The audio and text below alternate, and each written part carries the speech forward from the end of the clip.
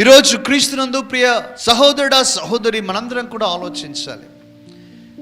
దేవుడు నీ పట్ల ఎన్ని గొప్ప ప్రణాళికలు కలిగి ఉన్నప్పటికీ కూడా నీ వైపు నుంచి సమ్మతి గల మనస్సు దేవునికి దొరకకపోతే ఆయన కలిగి ఉన్న ప్రణాళికలు ఏవి కూడా నెరవేరవు. They cannot be fulfilled. They will just be there. They will just be there. మీ అందరికీ గుర్తుందా ఇక సండే స్కూల్ కథ?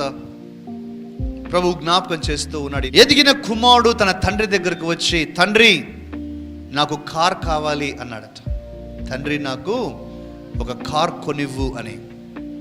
ఆ తండ్రి అన్నాడు, సమయం వచ్చినప్పుడు నేను నీకు కొనిస్తాను, కానీ నీవిప్పుడు మాత్రం చక్కగా నువ్వు జీవించాలి అన్నాడు. ఆహా, కుమారుడు ఒప్పుకోవాలా.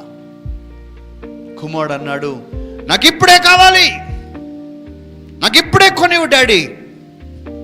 తండ్రి అన్నాడు, సమయం వచ్చినప్పుడు ఇస్తాను, నువ్వు చక్కటి జీవితాన్ని కలిగి ఉండు అనే మాటను చెప్పాడు. ప్రియమైనటువంటి దేవుని బిడ్డలారా, బర్త్డే రోజున తన తండ్రి కార్ ఇస్తాడేమో అని చాలా ఆశపడి ఆ యవనస్తుడు చూస్తూ ఉన్నాడు. కారు ఇవ్వకపోగా ఆ తండ్రి ఒక బైబిల్ని తీసుకుని వచ్చాడు ఆ కుమారుడి దగ్గరికి.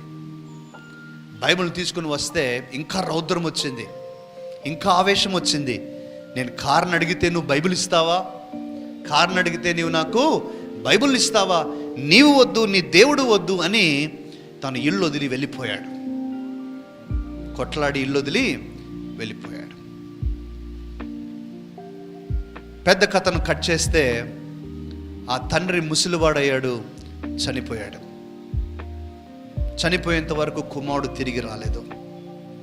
చనిపోయిన తరువాత ఈ వార్త తన చెవిని పడగా ఆ కుమారుడు తన తండ్రిని చూసి ఏమైనా మిగిలితే తీసుకెళ్ళటానికి వచ్చాడు.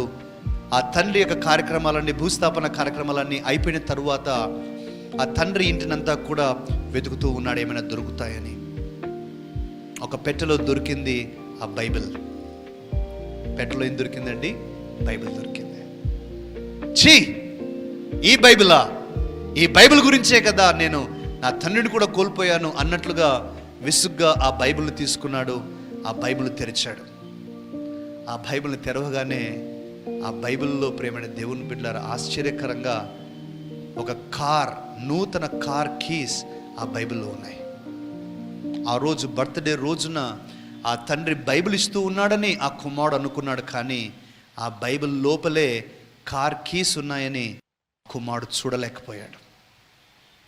నా మాట మీరు గ్రహించారా? దేవునికి నీ పట్ల అటువంటి ప్రణాళికలు ఉన్నప్పటికీ కూడా నీ వైపు నుంచి సమ్మతి గల మనసు లేకపోతే, ఇదిగో ఆ బైబిల్లోని కార్ కీస్ మాదిరే ఎప్పటికీ నిరుపయోగంగానే అవి ఉండిపోతాయి. నీకు సమ్మతి గల మనసు కావాలి. You need a heart of willingness.